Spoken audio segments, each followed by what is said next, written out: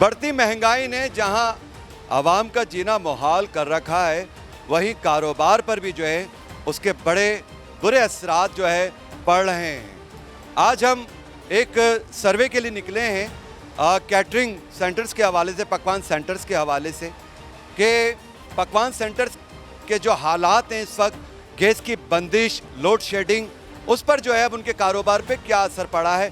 पहले कितने ऑर्डर्स जो हैं वो तैयार किए जाते थे और आज जो है गैस की बंदिश, लोड शेडिंग की वजह से जो है अब कितने ऑर्डर जो है वो तैयार किए जा रहे हैं, किस तरह अपना गुजारा कर रहे हैं।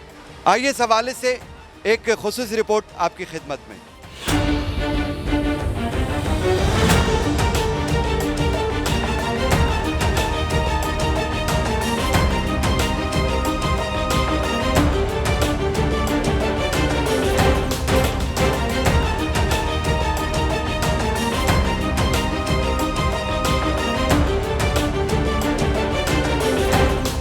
अच्छा जी, इस वक्त हम मौजूद हैं old city area Aslam road, जो कि असलम रोड जो है पकवान सेंटर्स के हवाले से ना सिर्फ शहर कराची बल्कि पाकिस्तान भर में जो है वो अपनी एक नुमाया हैसियत रखता है। जिस जगह हम खड़े हुए हैं यहाँ पर बेशुमार पकवान सेंटर्स थे और एक बड़ा रश का आलम रहता था।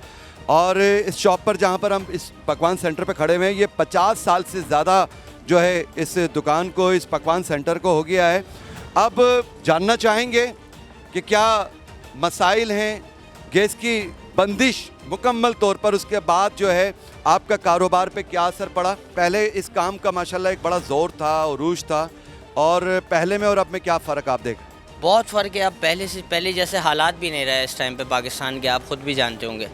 तो थोड़ा सा हमें जो है वो डिस्टर्ब किया हुआ है यहाँ पे। गैस वालों ने तो कुछ ज़्यादा ही डिस्टर्ब किया हुआ है हमें। इस टाइम गैस आती ही नहीं है और गैस है ही नहीं, उसका हम बिल पूरा पे करते हैं अल्हम्दुलिल्लाह। तकरीबन 80,000 70,000 बिल आता है। उसमें टैक्सेस, ऑलरेडी टैक्सेस 15,000 से अबव जो है वो तकरीबन उसमें टैक्सेस होते हैं सारे। ये टैक्स, वो टैक्स, फलाना टैक्स। गैस है नहीं हमारे पास। सारी लाइन, सारी कंप्लेंट्स करवा के देख ली, हर चीज़ करके देख लिया, लेकिन इसका कोई हमें हल अब तक नहीं मिला। तो हम तो बड़ा परेशान हैं। आपके सामने सिलेंडर यूज़ करते हैं, एक सिलेंडर तकरीबन कोई 11 से 12 हज़ार रुपये का सिलेंडर है। उसमें जो है वो तकरीबन 4 या 5 देंगे आप, उसमें से हमारा कवरिंग करना हमें उस जो है वो बहुत मुश्किल हो जाता है उसमें ना।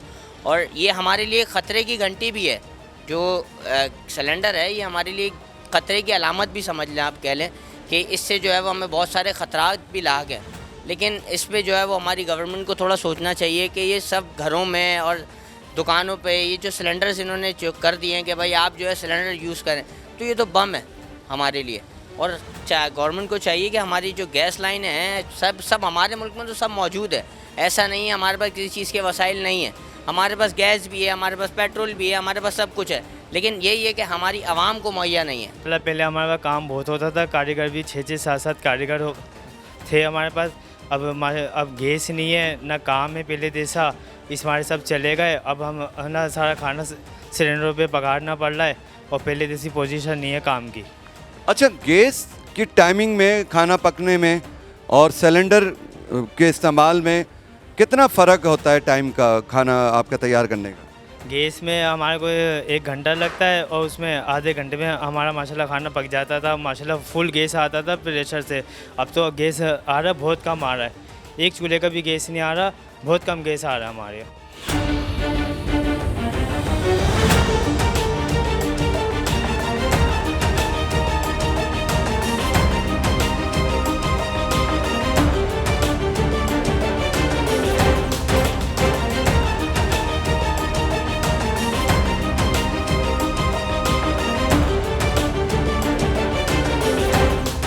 इस काम पे असर ये पड़ा है कि मीटर के बिल आ जाते हैं और सिलेंडर पे खाना पकाओ, भाई यही है। अब 1 महीने में 100 देगा पकती नहीं, अब 25 भी नहीं पकती। गवर्नमेंट से मैं कहना चाहूँगा भाई मकसद गैस दो, बिल लो, हम बिल देते हैं पूरा। ये थोड़ी गैस नहीं आ रही, 20,000 का 25,000 का बिल भेज देते हो तुम। रात 9 बजे गैस बंद कर दिया जाता है, हमारे काम का टाइम जब चालू होता है। अब हमें 11 बजे खाना डिलीवरी करना होता है। अब गर्म खाना कैसे करें, फिर हमें सिलेंडर लेके जाना पड़ता है, सिलेंडर भरवा के फिर आना पड़ता है। तो सिलेंडर से हमारी जानों को भी खतरा है, इलाके को भी खतरा हो सकता है। लिहाजा गैस की टाइमिंग बढ़ा है। अब बिल इतने कर दिए हैं काम हो रहा है हमारे 5,000 का, बिल आ रहा है हमारे 50,000 का।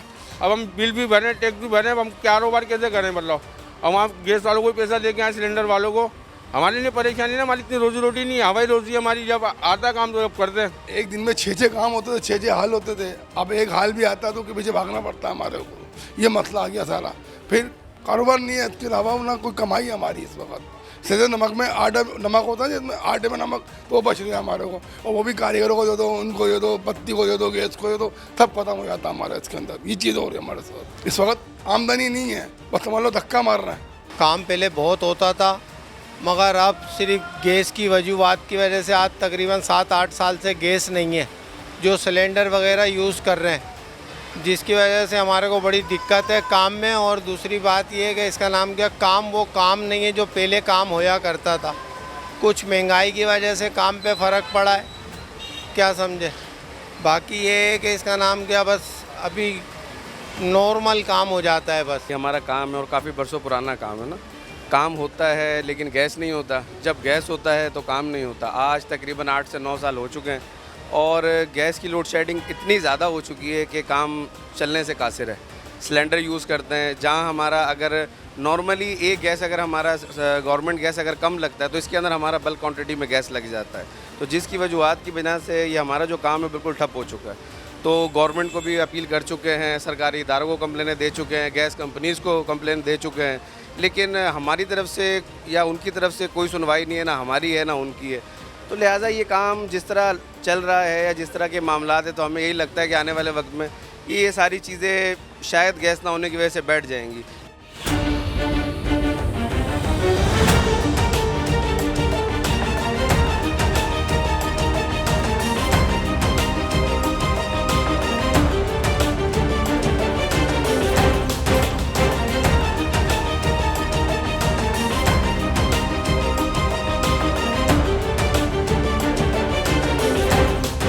सच्चल न्यूज़ नेटवर्क की वीडियोस में खुशामदीद। नाजरीन, वीडियो से मुतालिक अपनी कीमती राय का इजहार कमेंट बॉक्स में ज़रूर करें और चैनल को सब्सक्राइब करें।